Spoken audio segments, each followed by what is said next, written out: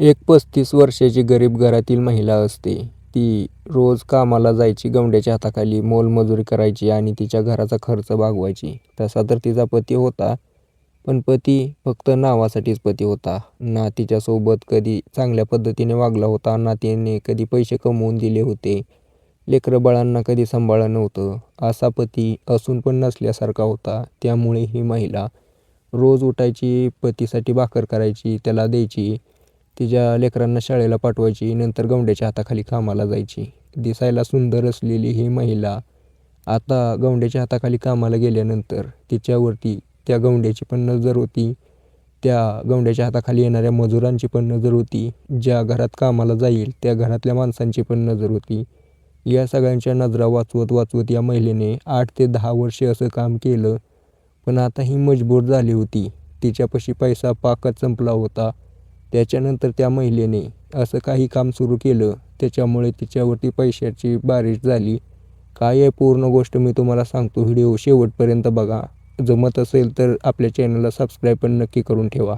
नमस्कार मित्रांनो, या घटनेची सुरुवात 2011 पासून होते. 2011मध्ये 19 वर्षांची असलेली ही सुधा नावाची पोरगी, नुकतंच कॉलेज संपलं होतं, 12वी संपली होती. घरची परिस्थिती मध्यमवर्गीय, म्हणजे असं काय एवढं पैशाची किल्लत पण नव्हती आणि ना असा काय भरपूर पण पैसा होता. आता त्याच्यानंतर त्यावेळेला 2010-11च्या वेळेला पोरींना 12वीपर्यंत शिकलं बाद झालं. लिहायला वाचायला आलं, चांगल्या पद्धतीने घर चालवेल, शिलाई शिकवायचे आणि द्यायचे लग्न लावून. हिच्यासोबतही असंच झालं. ज्या वेळेला सुद्धा 19 वर्षाची झाली, वय झालं होतं, तिच्या घरच्यांनी तिच्यासाठी स्थळ बघायला चालू केलं. अशा पोरींना नशीब म्हणा किंवा काय पण म्हणा तुम्ही, स्थळं लवकर येतात, लग्न पण होतं आणि झटपट लग्न होऊन जातात. 6च महिन्यात तिचं लग्न पण होऊन गेलं एका व्यक्तीसोबत, जो की 24 वर्षांचा होता. दिसायला तर सुंदर होता पहिल्यापासून, याने कष्ट केलेले पोरगा. शरीर धष्टपुष्ट, सुंदर दिसायला, दाढी वगैरे अशी वाढवलेली, मस्त दिसत होता. हिने पण होकार दिला, लग्न झालं. पण या सुधाने जे विचार केलं होतं लग्न झाल्यानंतर आपण हे करू ते करू, तिच्या काही इच्छा होत्या, आकांक्षा होत्या, त्या सर्व इच्छा आकांक्षा लग्न झालं 2 महिन्यातच सगळ्या मोडीस निघाल्या. ज्या वेळेला तिला समजलं की तिचा पती दारू पितो, दारू पितोच नाही तर दारू पिऊन गटारीत पडतो. तिच्या सासरच्या लोकांनी तिला फसवलं होतं, तिच्या घरच्यांना फसवलं होतं. यांच्याकडे ना पैसा होता ना काय होतं. ज्या घरात राहत होते ते घर पण भाड्याचं होतं. आता एवढी सगळी फसवणूक झाल्यानंतर माहेरी जायला निघाली, पण अचानकच तिला समजलं की ती प्रेग्नेंट आहे. आता जरी गेली माहेरी तरी काय तोंडाने जाणार, कशा तोंडाने जाणार. घरच्यांनी चांगल्या पद्धतीने लग्न लावून दिलं होतं, इच्छा होते त्यांची पोरीचा संसार चांगला चालेल, पण दुसरीकडे पोरीसोबत तर धोका झालेला होता मोठा. आणि जरी सोडून गेली तर आता लग्न करणार कोण. गर्भवती महिलेसोबत, एक लेकराची आई असलेल्या महिलेसोबत जास्त काही लग्न करणार नव्हती. त्यामुळे तिने विचार केला की नशिबाचे भोग आहेत, भोगावेच लागतील. असा विचार करून हिने तिच्या पतीसोबत राहायला चालू केलं. पण जसा जसं दिवस जातील, एक लेकरू झालं, दुसरं लेकरू झालं, तिसरं लेकरू झालं. तिचा पती काय थांबायचं नावच घेत नव्हता. दुसरीकडे दारू पिऊन आता दिवसेंदिवस जास्तच पैसा उडवायचा.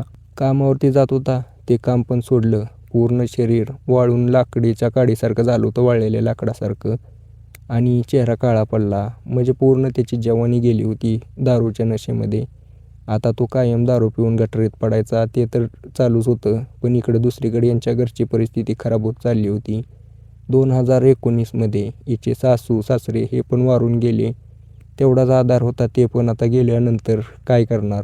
आता हिला स्वतःला सगळ्या संसाराची हातात घ्यावं लागली दोरी, आणि हिने काम चालू केलं. काम चालू केल्यानंतर मित्रांनो, गवंड्याच्या हाताखाली काम करायला लागली.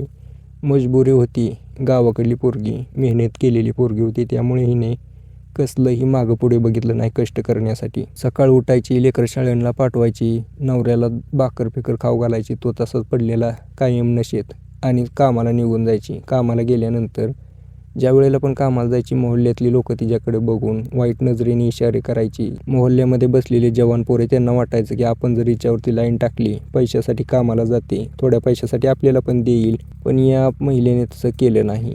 ती पतिव्रता होती. शेवटी तिच्या पतीने धोका दिला होता, तिच्यासोबत धोका झाला होता, पण तिने काही असा पाऊल उचललं नाही जेणेकरून तिच्या चारित्र्यावरती डाग लागेल. दिवसामागे दिवस गेले. भरपूर दिवस झाले ही चांगल्या प्रकारे वागली, पण परिस्थिती काही बदलायचं नावच घेत नव्हती. उलट दुसरीकडे हिची परिस्थिती दिवसेंदिवस वाईटच होत होती. आता हिची पोरं मोठी झालेली. शाळेमध्ये ज्या ठिकाणी ₹5 खर्च यायचा त्या ठिकाणी आता ₹100-200 खर्च यायला लागला होता. वाढत्या खर्चामुळे हिला काही समजत नव्हतं की काय करावं. पगार तर हळूहळू वाढत होती. जेवढी पगार येत नव्हती तेवढी त्याच्यापेक्षा जास्त खर्चच व्हायचा. घर चालवायचं होतं, बाकी खर्च होता. आता करायचं काय? त्यावेळेला तिने विचार केला की आपल्यावरती तसंही भरपूर लोकांच्या नजरा आहेत. जर आपण याच नजरेतून पैसे कमवले तर, असा विचार करून या महिलेने ती ज्या गवंड्याच्या हाताखाली कामाला जायची त्या गवंड्यासोबत एक दिवशी संबंध बनवले. त्या गवंड्याने तिला ₹5,000 दिले.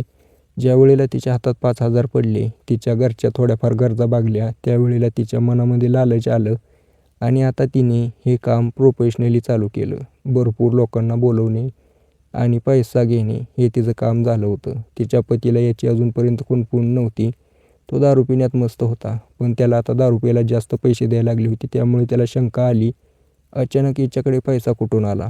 ती लेकरांना पण शाळेत गेल्यानंतर पैसे द्यायचे खर्चायला, पोरं पण पैसे खर्चत होती. पोरांना दिसत होतं की रोज नवीन कोणतरी येतंय. आई त्यांच्यासोबत जाते, बाहेर येताना साडी नीट करते ती. पोरं पण आता मोठी व्हायला लागली होती. ते आईला म्हणायचे, असं नको करू, आम्हाला पैसे नको देऊ, पण असं नको करू. पण आता हिला लत लागली होती पैशाची, चांगल्या खर्च करायची, पैसे यायचा हातात चांगल्या पद्धतीने आणि तिच्या शरीराच्या गरजा पण भागायच्या, जो की तिचा पती भागवत नव्हता. या सुधाचा पती एक दिवशी तिला विचारतोच, तू हे नको करू, शांत जरा राहा, मी दारू सोडतो पण तू असं नको करू. त्याने दारू सोडली, तिला समजवलं, पण ती काय समजण्याच्या मनस्थितीत नव्हती. त्यामुळे या दोघांमध्ये वाद वाढत होता. हे सगळं दृश्य तिची लहान लहान पोरं बघत होती. त्यांनाही वाईट वाटायचं, तेही समजावून सांगायचे. पण आता पैशाच्या आहारी गेलेली, पैशाचा पाऊस पडणारी ही महिला कोणाचंही ऐकायला तयार नव्हती. त्यावेळेला एक दिवशी या दोघांमध्ये जबरदस्त भांडण झाले. तिच्या पतीने तिला धक्का दिला, ती खाटावरनं खाली पडली. त्यावेळेला फरशी होती, फरशीवर पडल्यामुळे तिच्या पाठीमागे जोरदार मार लागल्याने ती त्या ठिकाणी जागेत संपली होती. त्यावेळेला तिच्या पतीने चेक केलं तर ती संपलेली होती. आता चूक तर नव्हती याची, चुकून घडलं होतं, नकळत घडलं होतं, पण शेवटी गुन्हा झाला होता. आता काय करायचं, पोरांचा कसं होणार, म्हणून त्याने पोलिसांना फोन केला. पोलीस त्या ठिकाणी आले, घटनास्थळाची पाहणी केली. पोलिसांनी त्याला ताब्यात घेतलं, त्याच्यावरती कारवाई चालूच आहे. त्याच्यानंतर जज साहेबांनी नकळत घडलेला गुन्हा आहे म्हणून त्याला 12 वर्षांची शिक्षा दिली आणि ही जी पोरं आहेत 3 यांना चांगल्या आश्रमात ठेवायला सांगितलं. ज्यावेळेला त्यांचा बाप परत येईल त्यावेळेला त्यांच्या सुपूर्द करा असं सांगितलं. तोपर्यंत ही पोरं मोठी होतील, पण यांच्या मनावरती जो घाव बसला आहे तो कधी पुसेल का मला सांगा. याच्याबद्दल तुमचं काय मत आहे कमेंट करून नक्की सांगा मित्रांनो.